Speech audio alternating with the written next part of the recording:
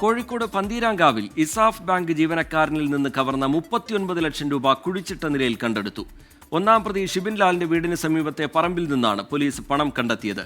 32 ദിവസം നീണ്ട അന്വേഷണത്തിനൊടുവിലാണ് നിർണായക കണ്ടെത്തൽ.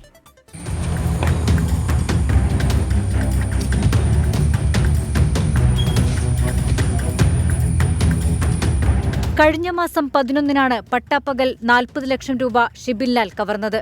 2 ദിവസത്തിനുള്ളിൽ അറസ്റ്റിലായ പ്രതിയിൽ നിന്ന് 55,000 രൂപ കണ്ടെത്തിയെങ്കിലും ബാക്കി പണം എവിടെയെന്നതിന് അന്വേഷണ സംഘത്തിന് ഉത്തരം ലഭിച്ചില്ല.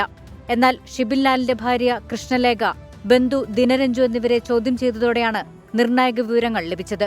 ഇതോടൊപ്പം CCTV ദൃശ്യങ്ങൾ കൂടി പരിശോധിച്ചതോടെ 39 ലക്ഷത്തിന് ഉത്തരമായി.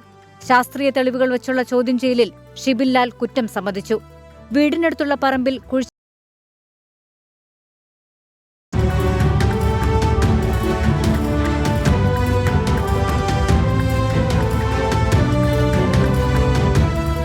ഏതാണ്ട് 325ഓളം CCTV ഫുട്ടേജുകളാണ് കളക്ട് ചെയ്തത്.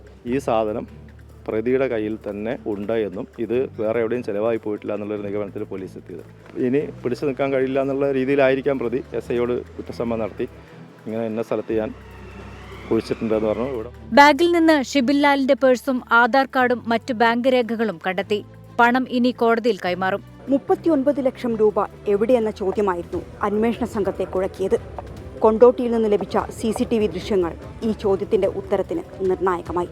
പിന്നീട് വളരെ വേഗത്തിലായിരുന്നു പോലീസിന്റെ നടപടി. ജയൻ കല്യാശ്ശേരിക്കൊപ്പം